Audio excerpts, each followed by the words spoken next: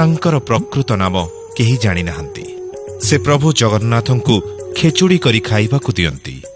ଖେଚୁଡ଼ି ତିଆରି କେବେ ଡେରି ହୋଇଗଲେ ପ୍ରଭୁ ଜଗନ୍ନାଥ ଗୋପାଳ ରୂପରେ ତାଙ୍କ ପଣତ କାନି ଟାଣି ଅଳି କରି କୁହନ୍ତି, ବେଗି କରମା, ବେଗି କରମା।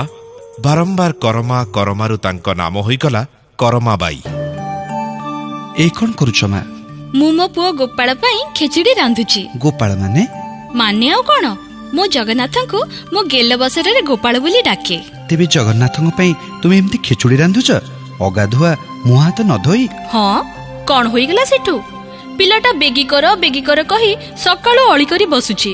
ତା କାମ ନ କରି ଅନ୍ୟ କାମ କିପରି କରିବେ? ତୁମେ ଜାଣ ଏ ଜଗନ୍ନାଥ କିଏ? ଇଏ ହେଉଛନ୍ତି ସକଳ ସୃଷ୍ଟିର ଆଧାର। ବ୍ରହ୍ମା, ରୁଦ୍ର, ଇନ୍ଦ୍ର ପ୍ରଭୃତି ଦେବଗଣ ସର୍ବଦା ୟାଙ୍କର ଅଧୀନ। ଏଭଳି ଜଗତ ଠାକୁରଙ୍କୁ ତୁମେ ଏମିତି ଅଗାଧୁଆ ମୁହଁ ହାତ ନ ଧୋଇ ଦାନ୍ତ କାଠିରେ ଘାଣ୍ଟି ଖେଚୁଡ଼ି ଭୋଗ କରୁଛ? ମତେ ଏତେ କଥା ଜଣା ନାହିଁ ବାବା। ମୁଁ ତ ପୁଅ ବୋଲି ଭାବି ବହୁ ଦିନରୁ ଏମିତି ହିଁ ଖୁଆଇ ଆସିଛି। କାହିଁ କେବେ ତ ମୋ ଗୋପାଳ ଖେଚୁଡ଼ି ଅସ୍ୱାଦ ହୋଇଥିବା କଥା ମତେ କହିନି। ସବୁଦିନ କିନ୍ତୁ ବଡ଼ ଆନନ୍ଦରେ ଖାଇ ଆସିଛି। ଧନ୍ୟ ତୁ ମା, ପ୍ରଭୁ ଜଗନ୍ନାଥଙ୍କୁ ମମତାରେ କିଣି ନେଇଛୁ। ତୋ ପାଇଁ ଛୁଆଁ ଛୁଆଁ ଶୌଚ ଅଶୌଚ ନିୟମକାନୁନ କିଛି ବି ଦରକାର ନାହିଁ।